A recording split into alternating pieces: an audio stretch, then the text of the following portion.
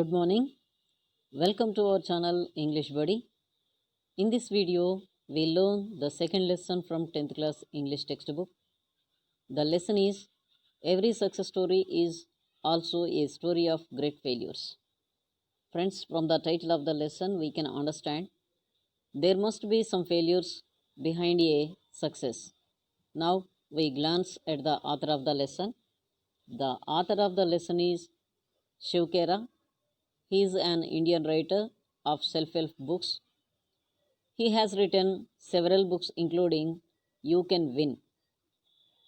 His mission is to ensure freedom through education and justice. Shukera, while he was working in United States, he was inspired by a lecture.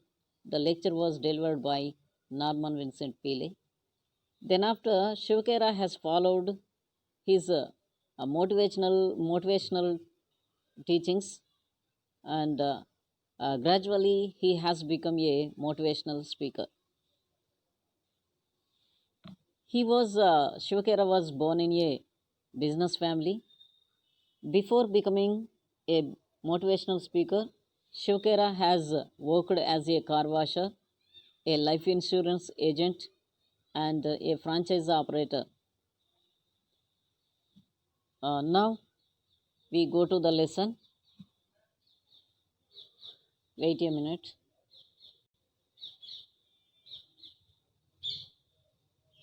Yes, I'm reading the lesson. Failure is the highway to success, Tom Watson Sr. said. If you want to succeed, double your failure rate. Tom Watson. Who is Tom Watson? Tom Watson's full name is Thomas John Watson. Tom Watson is an American businessman. The first line, failure is the highway to success, is like a proverb or saying in English. Tom Watson said, if you want to succeed one task, double your failure rate. Why he said so? Means a failure person does not stop his efforts. He continues and he will search for the ways to succeed or to reach the success. How to succeed he wants to know. He pursues how to success. That's why with his experience, Tom Watson said, if you fail 2 times and you will know some mistakes what you did earlier and you will get some experience and then you want to know and you will search for the what the mistakes you did and want to you want to know right right way to reach the success. Second paragraph, if you study history, you will find that all stories of success are also stories of great failures.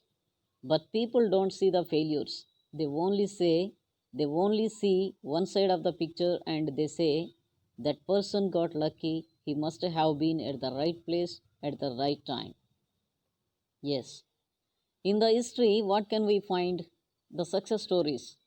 But we don't know behind the success stories there might be great failures. Yes, but people they won't agree, they won't understand, they won't see about the failures. Simply, what they see one side of the picture. Means here, for example, if a person gets a job, the people say he is the lucky person, but they won't understand behind the job, before getting the job, how many times would he have failed? Do the people know? No, they won't understand. They won't think about that.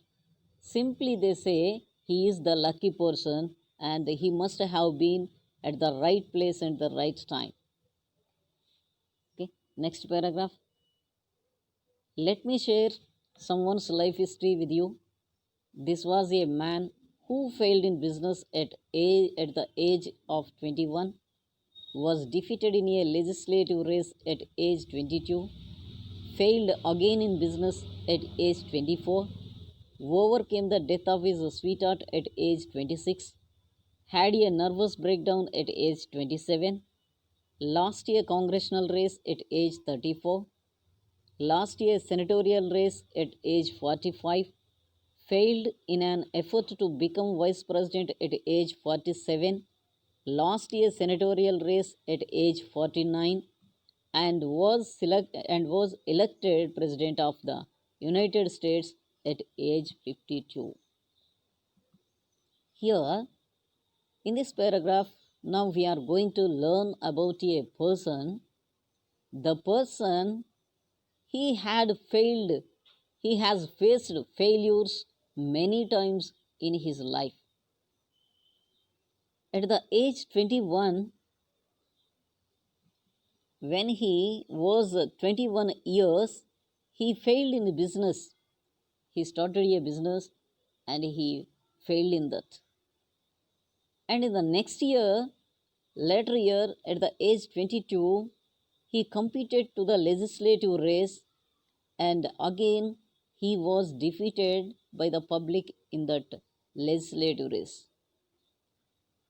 Even though he failed in two times, but he could not stop his efforts, again he started business at age 24.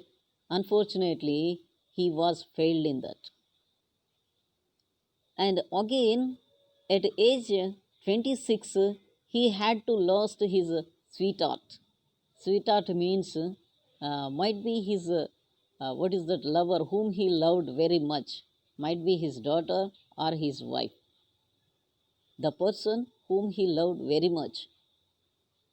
At 26 years age, he lost his sweetheart, and again at the age 27, he had a nervous breakdown, and again he could not stop his efforts. He was not disappointed, and again at the age 34, he competed again to the congressional race, but even though he could not succeed. And again at the age 45, after 9 years, at the 11 years, at age 45, again he competed to the senatorial race. He could not succeed in that also.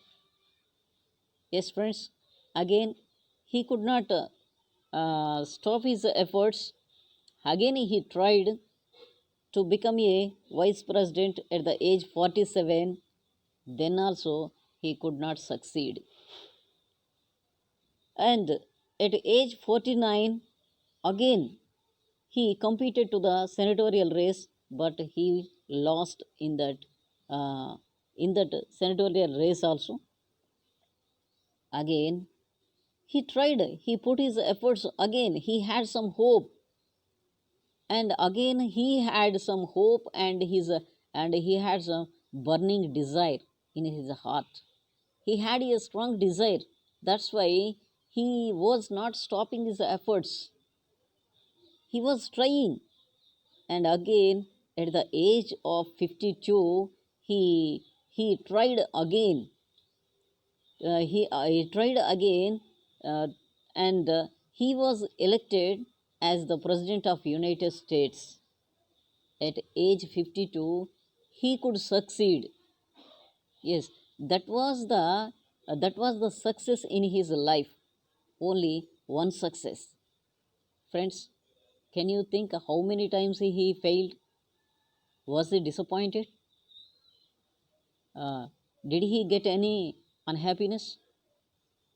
Might be, but he could not succeed, could not, even though he could not succeed, he did not stop his efforts. He tried again and again and again. Why he tried like that? Because he had a strong desire. He had a burning desire. With his wish, with his strong desire, he tried again and again. Then, at the age of 52, he could succeed. He became a he became the president of United States. He is, can you guess who he is? Yes, you are right. The man is, the man is Abraham Lincoln. Would you call him a failure? He could have quit, but to Lincoln, defeat was a detour and not a dead end. You know detour? Detour means bypass. We can say bypass. A route for another route. When a route closed from one side, can we won't we search for another route? Like that, detour. Yes. Then can we call him a failure person? No, not at all. He could have quit that. Yes. But what he is saying, defeat in anyone's life, defeat is a detour. It is not the dead end. It's not a dead end. Yes. In 1913, Lady Forrest, inventor of the Triod's tube, was charged by the district attorney for using fraudulent means to mislead the public into buying stocks of his company by claiming that he could transmit the human voice across the Atlantic. He was publicly humiliated. Can you imagine where we would be without his invention? In 1913, Lady Forrest is a scientist. He is the inventor of triode tube. It's a vacuum. Triodes. A vacuum tube has three. Uh, it's an audion, a vacuum tube. It takes weak electrical signals and amplifies them. Lady Forrest, an American inventor, he was charged by the district attorney for misleading the public with his fraudulent by making buying the stocks of his company goods, claiming that those goods, electronic things, could transmit the human voice across the Atlantic. But he was publicly humiliated. Humiliated means what? Insulted. He was publicly insulted by district attorney officer, district attorney officer. But can we imagine where we would be without his invention? How can we? Nowadays, we are sharing our words or ideas, what we have, and we are able to talk to the persons sitting here, the persons whom somewhere. Is it possible without his invention? No. Yes, friends, the next part of the lesson we can learn in the next video.